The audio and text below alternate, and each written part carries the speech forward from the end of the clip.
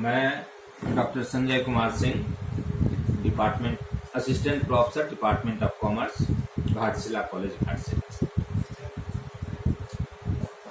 आज हम लोग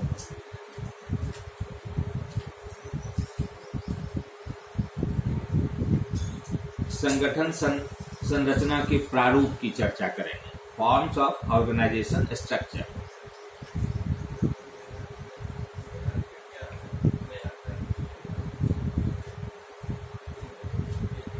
एक उपक्रम के दक्षतापूर्ण संचालन के लिए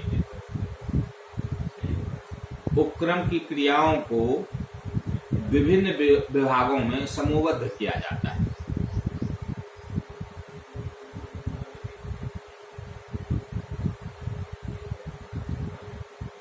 किंतु मात्र विभागों का सृजन कर लेना ही पर्याप्त नहीं होता है।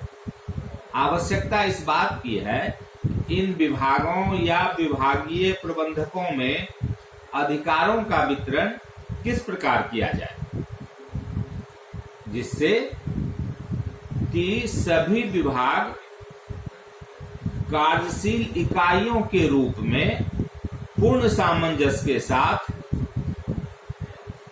उपक्रम के लक्ष्य को प्राप्त करने में सहयोगी हो सके।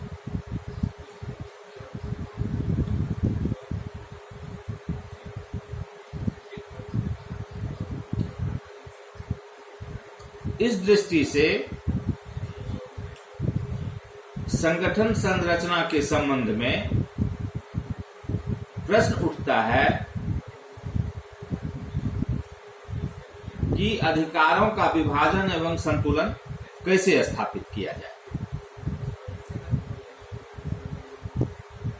जो एक मूल समस्या के रूप में उभर कर सामने आती है।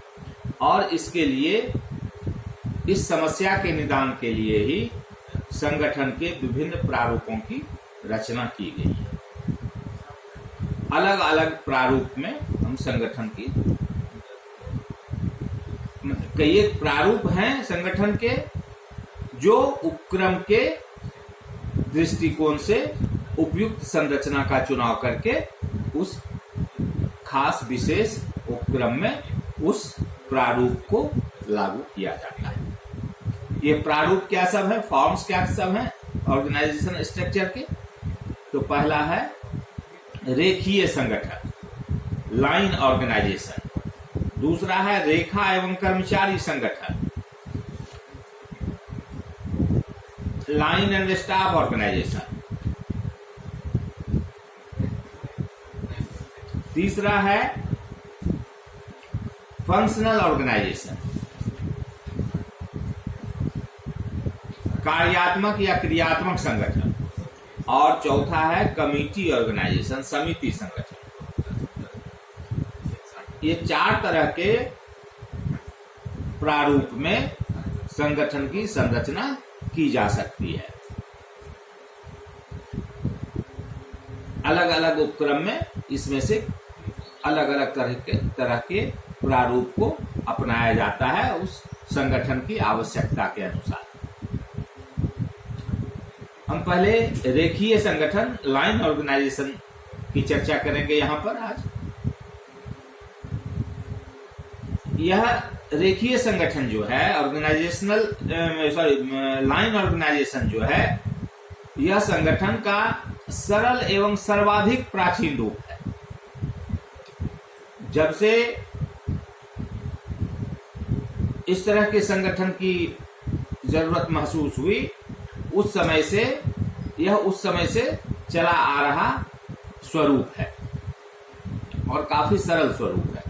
इस प्रारूप को अन्य कई नामों से भी जाना जाता है या पुकारा जाता है, जैसे सैनिक संगठन, military organisation, scalar organisation, departmental organisation या वर्टिकल ऑर्गेनाइजेशन आदि कई नाम से इसको हम लोग जानते हैं। इस संगठन प्रारूप में ऐसे व्यक्तियों को जिनको निर्णय लेने संबंधी अधिकार प्राप्त होते हैं,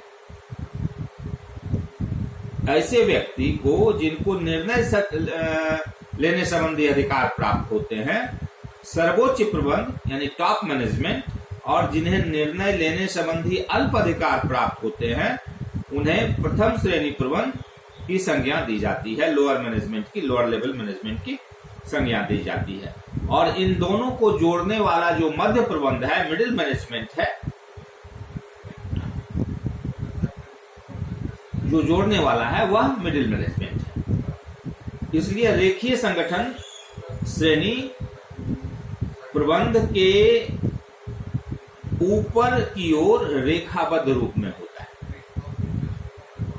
प्रत्येक स्तर पर, हर एक लेवल पर प्रबंध अपने वरिष्ठ साथी से मिले अधिकारों के अंतर्गत निर्णय लेता है कि जहां पर जो काम कर रहा है तो उससे जो सीनियर ऑफिसर है, उसके जो बॉस हैं, उसके जो वरिष्ठतम अधिकारी हैं, उनसे जो अधिकार उनको प्राप्त होता है उस अधिकार के दायरे में वह कोई निर्णय लेता है और उन निर्णयों का पालन कराने हेतु अपने अधीनस्थ प्रबंधकों को कम्युनिकेट करता है, उसको संप्रेषित करता है, उसको कहा जाता है।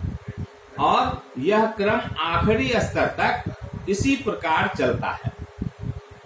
रेखीय संगठन की इस विशेषता के कारण ही प्रत्येक स्तर पर प्रबंध अपने कार्यों के लिए अपने निकटतम वरिष्ठ प्रबंधक, जिससे कि उसे अधिकार और आदेश प्राप्त होते हैं, के प्रति उत्तरदायी रहता है, अन्य किसी के प्रति नहीं।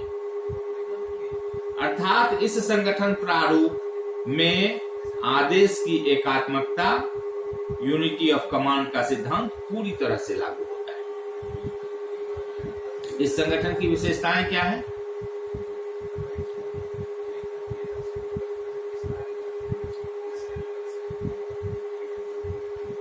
आदेश ऊपर से नीचे की ओर प्रभावित होता है।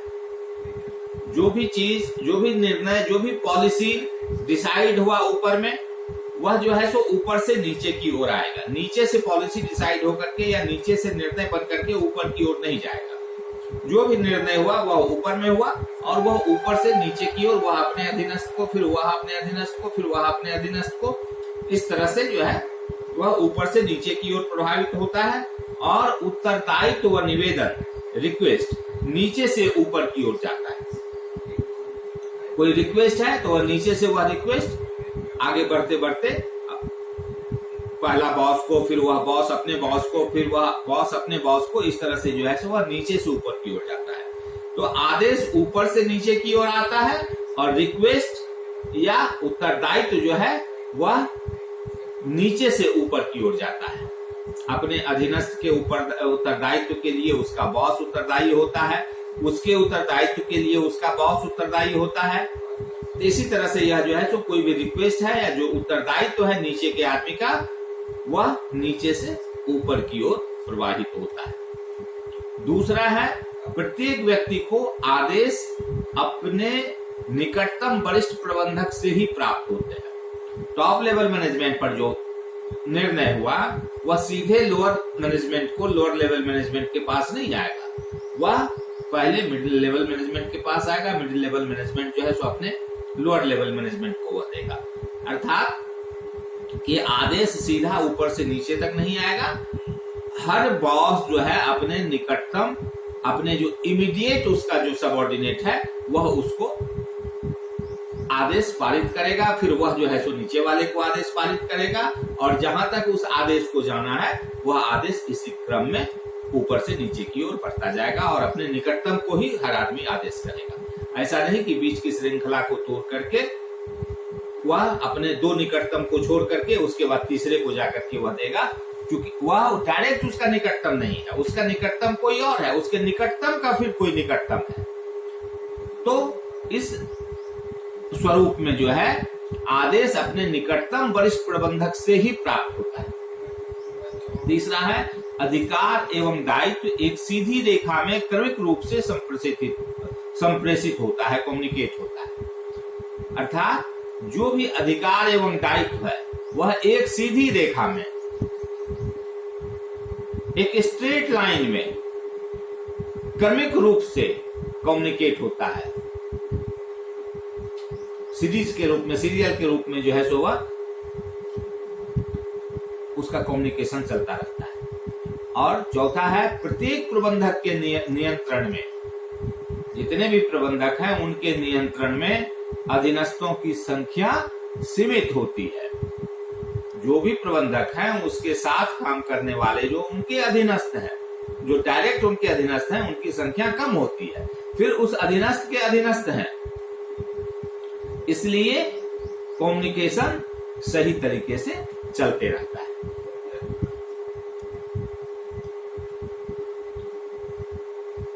रेखीय संगठन के भी, लाइन ऑर्गेनाइजेशन के भी दो प्रकार होते हैं। एक होता है शुद्ध रेखीय संगठन, प्योर लाइन ऑर्गेनाइजेशन, और दूसरा होता है विभागीय रेखा संगठन, डिपार्टमेंटल लाइन ऑर्गेनाइजेशन। शुद्ध रेखीय संगठन क्या है?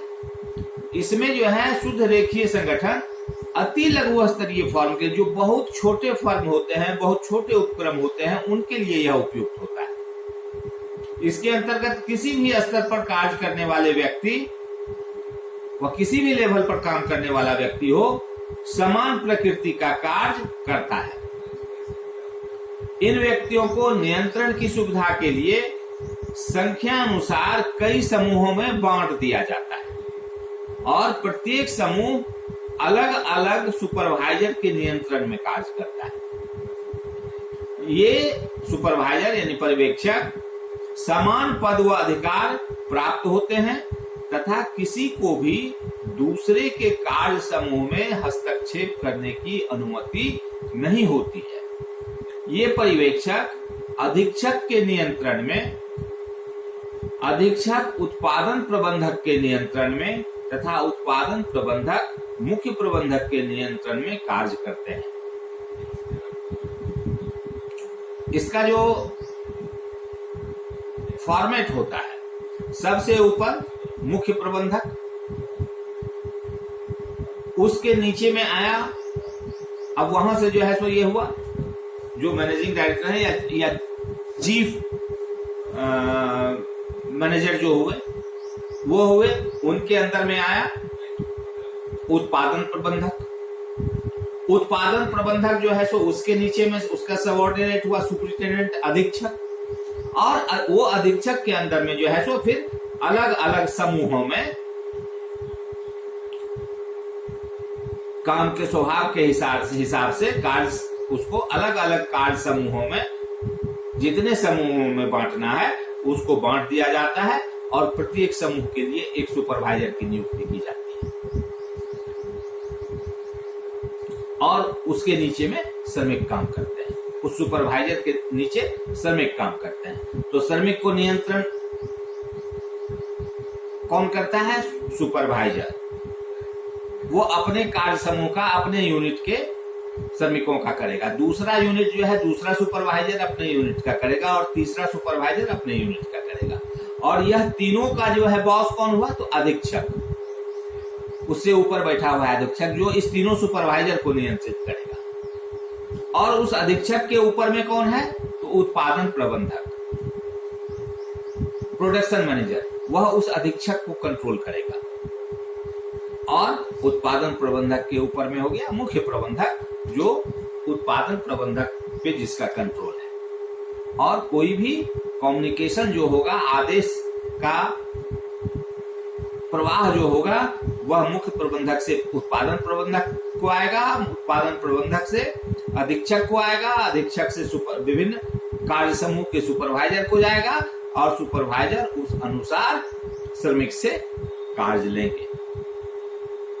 दूसरा होता है विभागीय लाइन ऑर्गेनाइजेशन, डिपार्टमेंटल रेखा लाइन ऑर्गेनाइजेशन, विभागीय रेखा संगठन। यह संगठन लघु एवं मध्य स्तरीय फर्मों के लिए उपयुक्त माना जाता है। जो एकदम छोटा आकार का फर्म होता है उसके लिए प्योर लाइन ऑर्गेनाइजेशन उपयुक्त होता है, और उससे अगर थोड़ा बड़ा है, लघु आकार से बड़ा, मध्य आकार का है या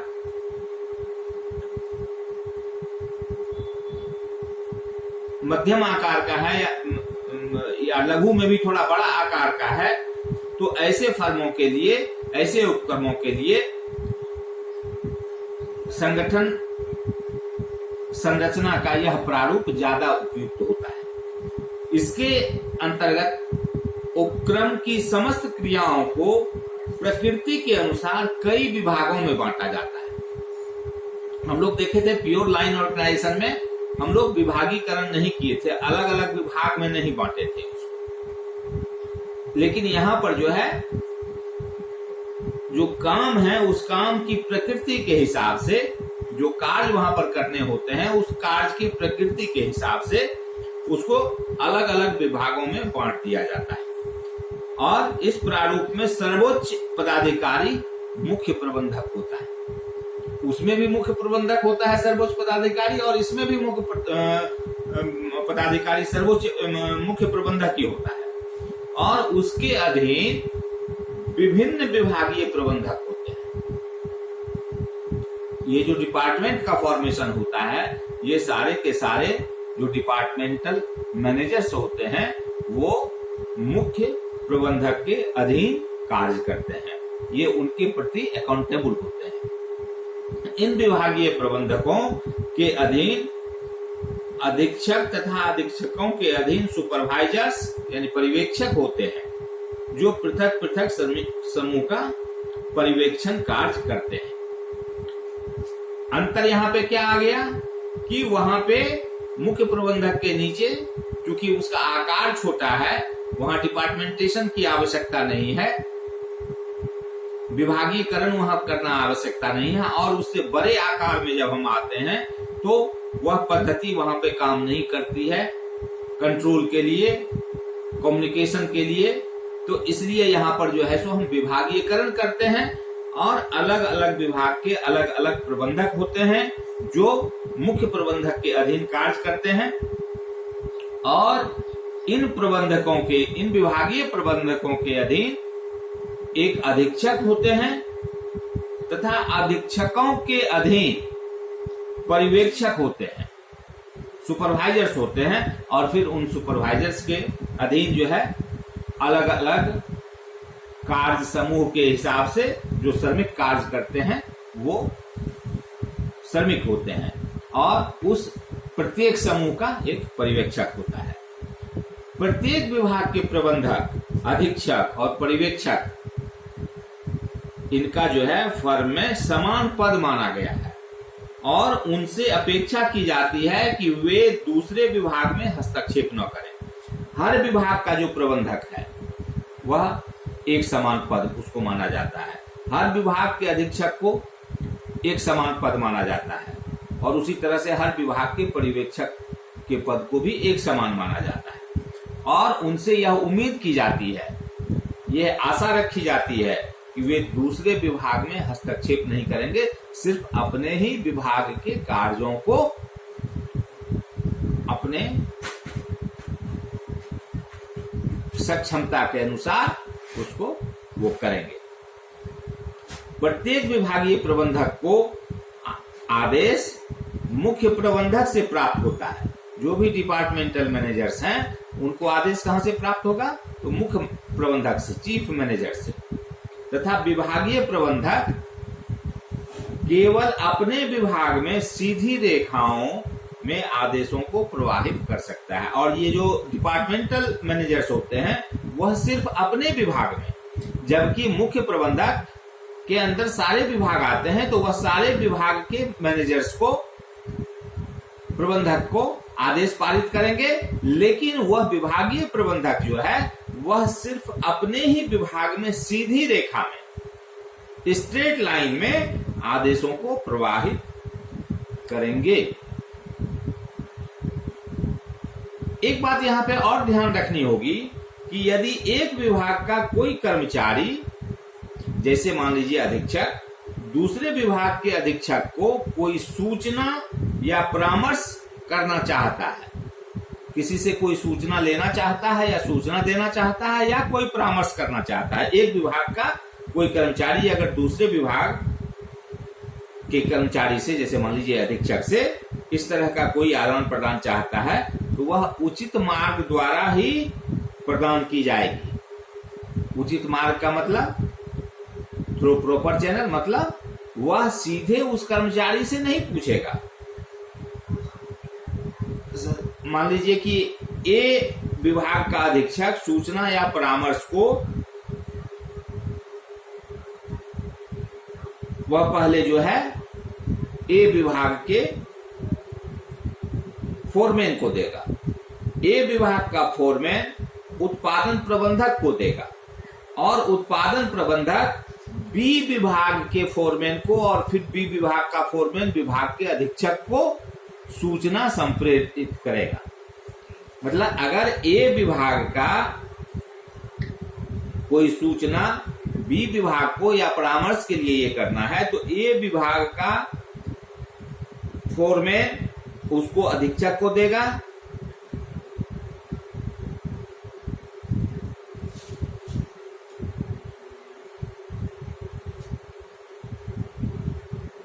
फोरमैन को देगा बी, और ए विभाग का फोरमैन जो है सो उसको उत्पादन प्रबंधक को देगा और उत्पादन प्रबंधक बी जो है बी विभाग के फोरमैन को और फिर बी विभाग के फोरमैन बी विभाग के अधीक्षक को सूचना प्रेषित करेगा। फर्म के कर्मचारियों में अनुशासन बनाए रखने के लिए इस प्रक्रिया का पालन किया जाना आवश्यक है।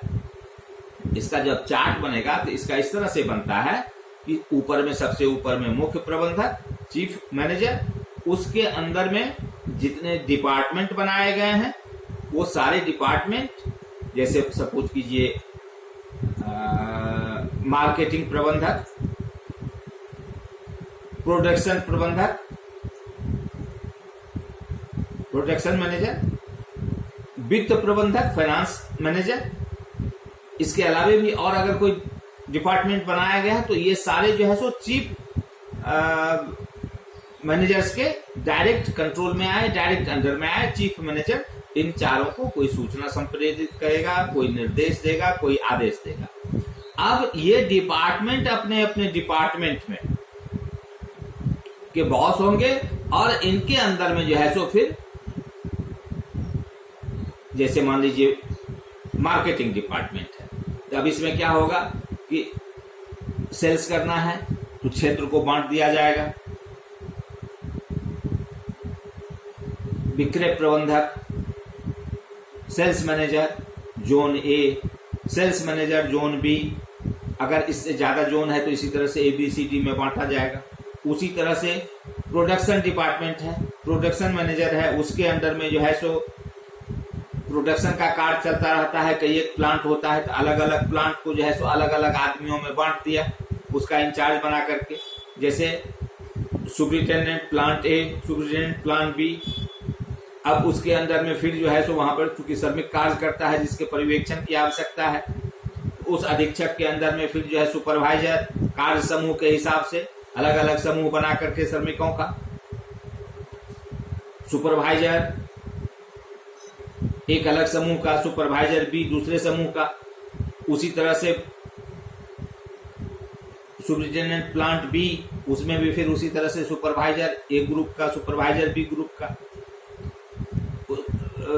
फाइनेंस डिपार्टमेंट है, फाइनेंस मैनेजर है, वह अपने कामों के सहूलियत के लिए फिर वहां पे जो है सो बांटा जाएगा। एक होगा लेखाकार, एक होगा वित्त विश्लेषक, फाइनेंस एनालिसिस करने वाला, फाइनेंशियल एनालिसिस करने वाला, एक हुआ सीधा लेखा करने वाला जो क्या आमदनी है, क्या खर्च है, क्या रुपया आया और क्या गया, इसका करने वाला। उसके अंदर में फिर जो है सो कलर काम करने वाले होंगे। तो इस तरह से इसका चार्ट तैयार होता है।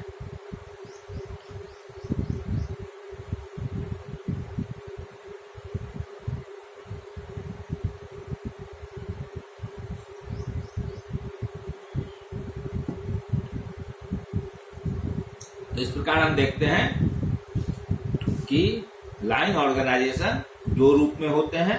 एक प्योर लाइन ऑर्गेनाइजेशन जो एकदम ही छोटे आकार के उपक्रमों के लिए उपयुक्त माने जाते हैं, सुटेबल माने जाते हैं, और दूसरा होता है डिपार्टमेंटल लाइन ऑर्गेनाइजेशन, विभागीय रेखा संगठन, जो कि लघु और मध्यम आकार के फर्मों के लिए उपयुक्त माना जाता है। क्योंकि मेरे पास बोर्ड अवेलेबल नहीं है, नहीं तो चार्ट के द्वारा हम इसके फॉर्मेट को आपको बताते जो किस तरह से होता है। फिर हमने जो समझाया बहुत कुछ आपके समझ में आया होगा, जो कैसे इसका ऊपर से नीचे तक बंटवारा होता है। अब है कि ये जो रेखीय संगठन है, लाइन ऑर्गेनाइजेशन है, इसके गुण दोष क्या है? रेखीय संगठन के एडवांटेज क्या है, मेरिट्स क्या है, इसको अलग अलग शीर्षक में हम लोग देखते हैं। पहला है सरलता। यह संगठन प्रारूप इतना सरल है कि पर्यवेक्षक व श्रमिक तक भी इसे आसानी से समझ सकते हैं। यह संगठन सरल स्वरूप में होता है और कहा जाता है कि इतना सरल होता है कि जो निम्न लेवल का जो ये श्रमिक है, उससे ऊपर जो उसको सुपरवाइज करने वाला सुपरवाइजर है, वह भी इसे बड़ी आसानी से समझ सकता है। तो जब सब समझ जाता है तो मतलब आसान इतना है कि हर कोई इसको समझ जाता है, इसलिए इसको लागू करना जो है आसान होता है और अपनाया जाना आसान होता है और इसका परिणाम भी अच्छा मिलता है, इसलिए कि सबों को इसकी समझ होती है। दूसरा होता है अधिकार व दायित्व की स्पष्टता। क्योंकि इसमें अधिकार अंतरण जो है, डेलीगेशन ऑफ पावर है, तथा उत्तरदायित्वों का निर्वहन एक सीधी रेखा में चलता है, कि स्ट्रेट लाइन में चलता है। यह नहीं कि मतलब स्पष्ट नहीं है जो कहाँ पे हमको जो है सो कहाँ रिपोर्ट करना है, हम किसके प्रति अकाउंटेबल हैं, किसके प्रति हमारा दायित्व बनता है, ये सब चीज नहीं होता है। अधिकार, डेलीगेशन ऑफ पावर तथा जो उत्तरदायित्व है, रिस्पॉन्सिबिलिटी है, उसका निर्वहन जो है सो एक सीधी रेखा में होता है।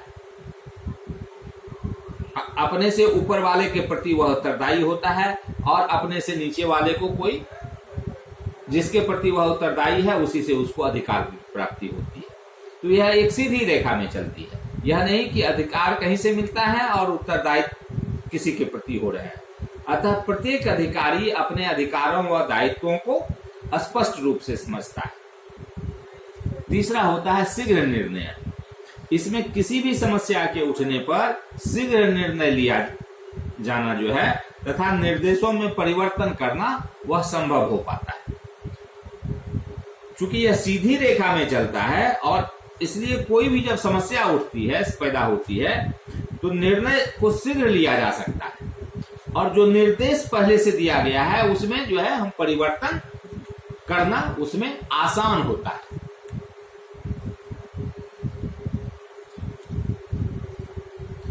जो पहले से निर्देश दिए गए हैं उस निर्देश में नए निर्णय के अनुसार उसमें परिवर्तन करना आसान हो जाता है, क्योंकि अधिकारों की स्पष्टता के कारण थोड़े से संबंधित लोगों से परामर्श करना होता है। क्योंकि अधिकार स्पष्ट होता है इसलिए बहुत लोगों से संपर्क करने की आवश्यकता नहीं होती है, परामर्श करने की आवश्यकता नहीं होती है। कम ही लोगों में परामर्श करके हम, क्योंकि अधिकार स्पष्ट होता है इसलिए कम ही लोगों के साथ साथ परामर्श करके हम किसी निर्णय पर, नए निर्णय पर पहुंच जाते हैं और उस निर्णय को तुरंत हम निर्देशित करके, संप्रेषित करके पुराने निर्देशों को परिवर्तित करके काम को कराना संभव हो पाता है। चौथा होता है संबंधों की निकटता। चूंकि संगठन का यह प्रारूप छोटा होता है, बहुत बड़ा प्रारूप यह नहीं होता है, अतः कर्मचारी व प्रबंध के पारस्परिक संबंधों में निकटता पाई जाती है तथा प्रत्येक कर्मचारी को यह पता रहता है कि फर्म में क्या हो रहा है। क्योंकि आकार छोटा होता है, यह प्रारूप जो है सो छोटा होता है, इसलिए जो कर्मचारी व प्रबंध हैं, जो उसके पदाधिकारी हैं, प्रबंधकीय पदाधिकारी हैं, उनके बीच में जो है एक पारस्परिक उनका जो संबंध होता है वो काफी निकटतापूर्ण हो जाता है, उसमें काफी निकटता पाई जाती है, एक अपनापन आ जाता है, जो कि प्रत्येक कर्मचारी को यह, इससे क्या होता है कि प्रत्येक कर्मचारी को यह पता होता है कि फर्म में क्या हो रहा है।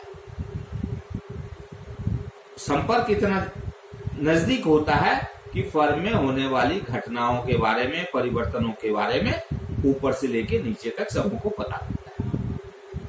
आदेश की एकात्मकता, पांचवा है आदेश की एकात्मकता।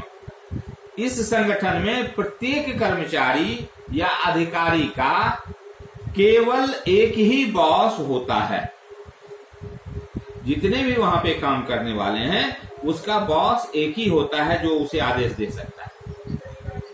इससे फर्म में कर्मचारियों पर नियंत्रण बनाए रखना आसान होता है।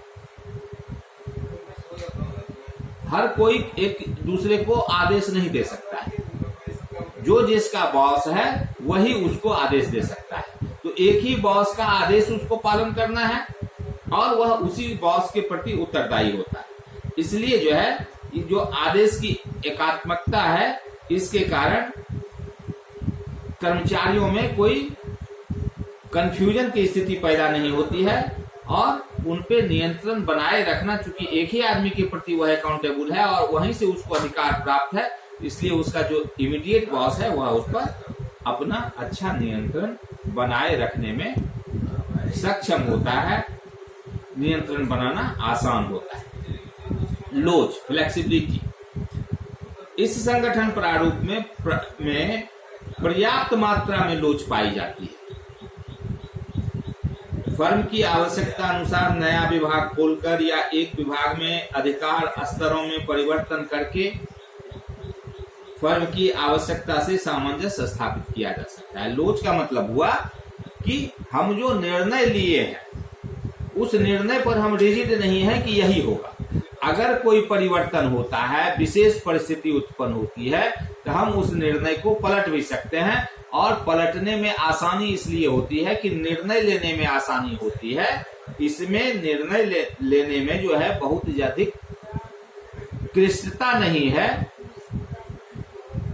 आकार इसका छोटा होता है, इसलिए उत्पन्न वर्तमान परिस्थिति के हिसाब से अगर निर्णय में कोई परिवर्तन करना पड़ता है तो वह निर्णय शीघ्र हो जाता है और उस निर्णय का इम्प्लीमेंटेशन भी शीघ्र हो जाता है। इसलिए कहा जाता है कि इस संगठन में पर्याप्त मात्रा में, इस तरह के संगठन में सफिशिएंट मात्रा में फ्लेक्सिबिलिटी रहती है। अब इस तरह के संगठन का दोष क्या है, रेखीय संगठन का दोष क्या है, डिमेरिट्स क्या है, डिसएडवांटेजेस क्या है। विशिष्टीकरण का अभाव इसका पहला दोष है कि इस संगठन में प्रत्येक प्रबंधक को नियोजन तथा एडमिनिस्ट्रेटिव एवं अन्य कार्य करने होते हैं। एक ही व्यक्ति को प्लानिंग भी करनी है, एडमिनिस्ट्रेटिव वर्क भी करना है, इसके साथ साथ अन्य कार्य भी करना है। अतः विशिष्टीकरण नहीं हो पाता है, वह आदमी स्पेशलाइज्ड नहीं हो पाता है किसी एक खास काम के लिए। वह मतलब एक सिर्फ प्लानर का काम करे, प्लानिंग करे, एडमिनिस्ट्रेशन का काम करे या कोई अन्य काम करे, ऐसा नहीं होता है। एक ही व्यक्ति को ये सारे कार्य करने पड़ते हैं, जिससे कि उसमें विशिष्टीकरण नहीं हो पाता है।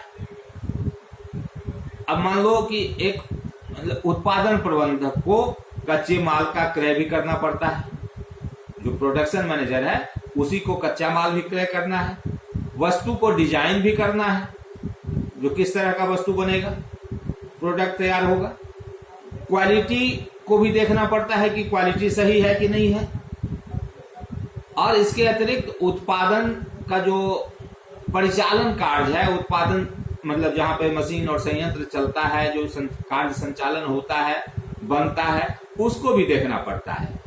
तो इस तरह से वह एक ही आदमी जो है सो कच्चा माल भी खरीद रहा है, एक ही आदमी जो है वस्तु को डिजाइन भी कर रहा है, क्वालिटी को भी चेक कर रहा है और फिर काम जहां पर हो रहा है उसको भी देख रहा है,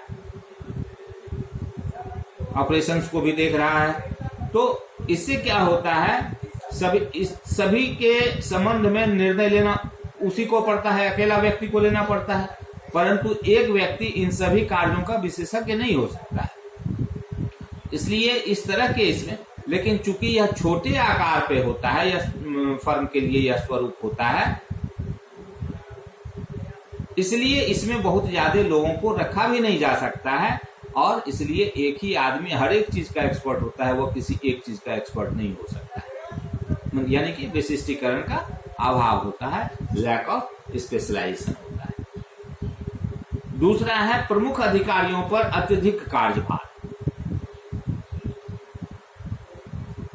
चूंकि संगठन प्रारूप में मुख्य प्रबंधक, उत्पादन प्रबंधक, विपणन प्रबंधक जैसे प्रमुख अधिकारियों को भी विशेषज्ञ परामर्शदाता उपलब्ध नहीं कराए जाते, अतः उन पर कार्यभार बढ़ जाता है। एक ही आदमी जो विभिन्न तरह का कार्य देखता है तो उसके पास हमेशा वर्कलोड ज्यादा होता है, उसको कोई परामर्श देने वाला उपलब्ध नहीं होता है, वह खुद ही जो है सो उसको निर्णय करना है अपने विगत अनुभवों के आधार पर।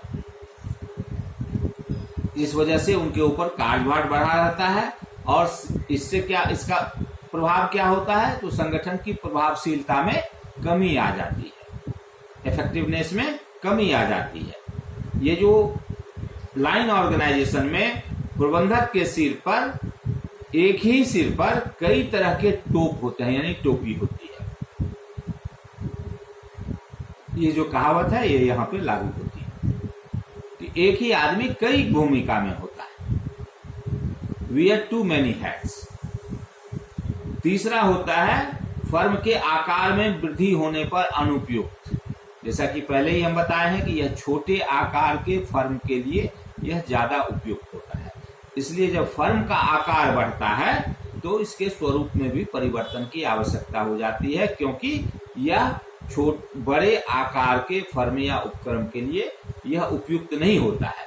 जैसे जैसे आकार में वृद्धि होती जाएगी, फर्म के आकार में वृद्धि होती जाएगी, यह प्रणाली जो है, यह स्वरूप जो है उसके लिए अनुपयुक्त होता जाएगा। कभी कभी लोग इसमें प्रबंध स्तरों में वृद्धि करके इसे उपयुक्त बनाने का प्रयास करते हैं, लेवल जो है मैनेजमेंट के लेवल में वृद्धि करके इसको उपयुक्त बनाने का प्रयास किया जाता है, करते हैं लोग, लेकिन इससे आदेश की जो श्रृंखला है, चेन ऑफ कमांड जो है, इतनी लंबी हो जाती है, इतना बड़ा हो जाता है कि उससे कार्य की गति मंद पड़ने लगती है, वह केंद्रीय नियंत्रण जो है वह ढीला हो जाता है, बहुत लंबा चेन हो जाता है। इसलिए जो है सो यहां से लेके यहां तक उसको नियंत्रण करने में कठिनाई होती है, और इस वजह से क्या होता है, जो कार्य की जो गति है, जो तेजी उसमें होनी चाहिए वह नहीं होती है, गति धीरे धीरे कम पड़ जाती है, मंद हो जाती है। चौथा है रचनात्मकता का क्षमता का ह्रास। रचनात्मक क्षमता का ह्रास संगठन के इस प्रारूप में, यह जो फॉर्मेट है, फॉर्म है, इसमें क्या होता है कि आदेश ऊपर से नीचे की ओर आता है। पहले भी बताया कि इसमें आदेश ऊपर से नीचे की ओर आता है, जिनका पालन किया जाना आवश्यक होता है। निचले स्तर के कर्मचारी जनरली क्या करते हैं, निचले स्तर के कर्मचारी अपने सुझाव प्रबंधक तक नहीं पहुंचा पाते, क्योंकि इसमें है कि वह अपने इमीडिएट बॉस को ही रिपोर्ट करेगा। इसलिए कोई भी जो निचले स्तर का कर्मचारी है वह अपना सुझाव जो है प्रबंधक तक नहीं पहुंचा पाते, परिणाम स्वरूप वे आदेशानुसार कार्य करने के अभ्यस्त हो जाते हैं। वह हमेशा जो आदेश आया वही कार्य करेगा, सुझाव वह ऊपर तक नहीं पहुंचा सकता है, और इससे क्या होती है कि उसकी जो रचनात्मक शक्ति है, क्षमता है, वह धीरे धीरे कम पड़ जाती है और नष्ट हो जाती है। फिर वह सिर्फ आदेशपाल की तरह जो आदेश आता है उस कार्य को वह संपन्न करते चला जाता है, उसमें कोई वह अपना आइडिया नहीं दे पाता है। पांचवा, अफसरशाही एवं पक्षपात। लाइन संगठन जो है सरकारी विभागों की तरह सीधे मार्ग पर जोर देता है। जैसा सरकारी विभाग में होता है उसी तरह से लाइन संगठन में सीधा या सरकारी विभाग की तरह सीधे मार्ग पर जोर देता है, जिससे अफसरशाही एवं पक्षपात को बढ़ावा मिलता है। क्योंकि प्रबंधक तथा प्रमुख अधिकारियों के आदेश अंतिम होते हैं, जो चीफ मैनेजर है, मुख्य प्रबंधक है, या जो प्रमुख पदाधिकारी हैं, उसी का आदेश अंतिम आदेश माना जाता है। इसलिए इसमें जो है सो अफसरशाही बढ़ने की डर रहता है, पक्षपात होने का डर रहता है। बावजूद इसके कि ये सारे दोष लाइन ऑर्गेनाइजेशन में हैं, फिर भी यह संगठन जो है छोटे उपक्रम तथा कार्य की पुनरावृत्ति की प्रकृति, जो बार बार एक ही तरह का कार्य करने की जहां पर प्रकृति वाले जो उपक्रम हैं, उसके लिए सर्वथा उपयुक्त माना गया है और उसमें इस तरह का संगठन का प्रारूप ही ज्यादा कारगर होता है। Thank you.